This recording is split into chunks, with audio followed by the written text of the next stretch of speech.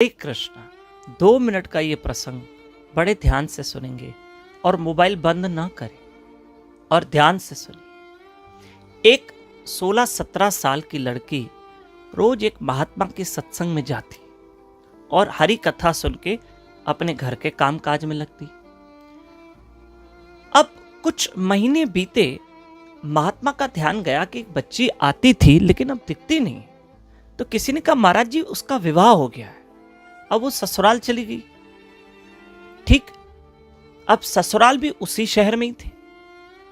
एक दिन महात्मा एक गली से गुजरे। ये वही गली थी जहां उस बच्ची के ससुराल थे, लड़की के। अब वो बच्ची अपने द्वार पे खड़ी थी, अब वो उस घर की बहू थी। महात्मा ने उसको देखा और उसने महात्मा को देखा, आशीर्वाद ली। महात्मा ने कहा, बेटा तुम सत्संग हरि कथा में क्यों नहीं आती हो? पहले तो आती थी।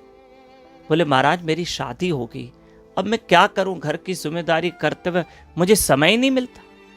बोला, बेटा अवश्य कर्तव्य पालन करो, पर थोड़ा भजन करो, आके हरि कथा सुनो, उसमें तुम्हारा भला है। महाराज अब तो मैं मुश्किल कथा में आऊं, आपको पता है मेरा ससुराल कितना अच्छा है, मेरा पति तो देवता है, मेरे सास ससुर तो भगवान का रूप है, मेरी ननन तो मेरा साथ इतना देती है, बहन से ज्यादा। मैं तो समझती हूं कि अब मेरा घर ही ये मंदिर है और मेरा परिवार ही मेरे लिए भगवान है। महात्मा ने कहा, बेटा तेरी अच्छी सोच है, कोई बुरी सोच नहीं है, तुम इतना अच्छा सोचती हो अपने परिवार के लिए, फिर भी थोड़ी देर सत्संग भजन आके करो। पर वो लड़की बार बार परिवार की प्रशंसा करे, बार बार मेरा पति मेरे बगैर तो खाना नहीं खाता, सब मेरी ही घर में सुनते हैं। अब पता चला कि वो लड़की बार बार अपने परिवार के सदस्यों पे बड़ा गुरूर कर रही थी। तब महात्मा ने कहा, बेटा अब ध्यान से सुनो, काम हमेशा ईश्वर आएगा, संसार जरूर तुम्हें साथ देगा लेकिन साथ चलेगा नहीं, साथ हमेशा ईश्वर का नाम और ईश्वर का भजन चलेगा। तुम्हें आजमाना है, मैं तुम्हें बताता हूं कैसे। अब तुम आजमाओ। देखो, मैं तुम्हें आज रात को मैं तुम्हें जड़ी बूटी देता हूं, आज रात को तुम वो जड़ी बूटी खा लेना, और जैसे ही तुम सुबह उठने वाली होगी तो तुम उठ नहीं पाओगी। तुम्हारा शरीर बिल्कुल सुन्न हो जाएगा, लेकिन तुमको सुनाई सब देगा। और इस जड़ी बूटी खाने से तुम्हारा शरीर बिल्कुल सुन्न होगा और तुम्हारे ससुराल वालों को लगेगा कि तुम चली गई। ये प्रसंग हमारे गुरु महाराज बताते हैं, समझना। दुनिया को लगेगा कि तुम चली गई। अब देखो, खा लेना, अब तुम्हें पता चलेगा संसार कैसा है। ऐसे में उस लड़की ने रात्रि में जड़ी बूटी खाई और दूसरे दिन सुबह वो उठ ही नहीं पाई, शरीर इतना सुन्न कमजोर, पर उसको सुनाई दे रहा था, आंखें बंद, मानो ऐसे कि शरीर चल ही नहीं रहा है। तो जब पति ने उसको उठाया तो वो उठी नहीं और वो डर गया, उसे लगा कि मेरी पत्नी संसार से चली गई है।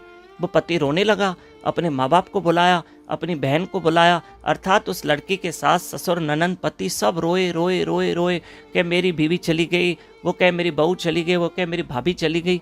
सब रोने लग गए और बहुत रोए, हाय मैं अपनी पत्नी के बिना नहीं जी सकता। ननन कहे मेरी भाभी नहीं थी, मेरी तो माँ समान थी, और सासू माँ कहे ये तो मेरी बेटी जैसी थी, भगवान हमें उठा लो, हमारी बहू को जिंदा कर लो, हम चले जाएं पर हमारी बहू जिंदा हो जाए। इतनी देर में वो महात्मा आया। महात्मा ने कहा, भाई क्यों रो रहे हो? बोला, महाराज देखो ना, हमारी बहू चली गई, इसको उठाओ, महात्मा आपको शक्ति होगी, उठाओ। महात्मा ने कहा, ठीक है मैं उठा लेता हूं, उठ जाएगी ये, पर एक काम करना पड़ेगा, तुम चारों को एक को मृत्यु को पाना होगा। जब तुम चारों में से एक की मृत्यु हो तो ये उठेगी। अब बोलो कौन मृत्यु की शैया पे सोएगा? तो उनके ससुर जी को कहा, आप बूढ़े हो। महाराज जी ने कहा, बूढ़े हो आप जाओ। बोले, ना मैं कैसे जाऊं? अभी लड़की सब सुन रही है, उसके कान से सब सुनाई दे रहा है। अब ससुर ने कहा, मैं क्यों जाऊं? ना बाबा, ये मेरी बूढ़ी पत्नी का ध्यान कौन रखे? तो सासू माँ को कहा, भाई तुम जाओ, मृत्यु को प्राप्त हो जाओ, इसको उठाते हैं। बोला, नहीं मैं क्यों जाऊं, मेरे पति का ध्यान कौन रखे? पति ने कहा, नहीं मैं क्यों जाऊं? पति ने मना कर दिया। मैं क्यों जाऊं? पति ने कहा, भाई मैं चला जाऊंगा तो मेरा वंश आगे कैसे बढ़ेगा? और ननन ने कहा, मेरी तो शादी नहीं हुई। कोई भी जाने को तैयार नहीं था। तब महात्मा ने उस लड़की के सर पे हाथ रख के उसको उठाया। देखा तुमने, जो थोड़ी देर पहले कह रहे थे कि भगवान हमारी बहू क्यों चली गई, भगवान हमको उठाते, लेकिन अब देखो कोई तुम्हारे पीछे जाने को तैयार नहीं है।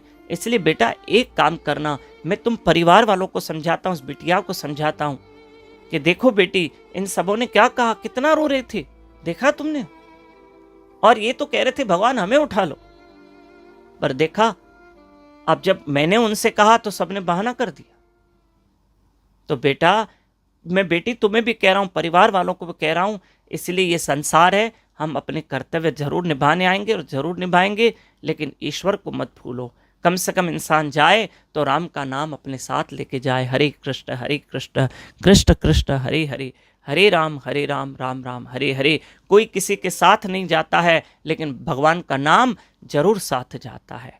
इसलिए आपसे निवेदन है कि आप जुड़े रहिए, और 27 अप्रैल एकादशी है, इस बात को ध्यान में रखिएगा। नए भक्त हमारे साथ व्हाट्सएप पे जुड़ सकते हैं डेली ऐसी कथाओं को प्राप्त करने के लिए 7066 728 666 पर। हरे कृष्ण।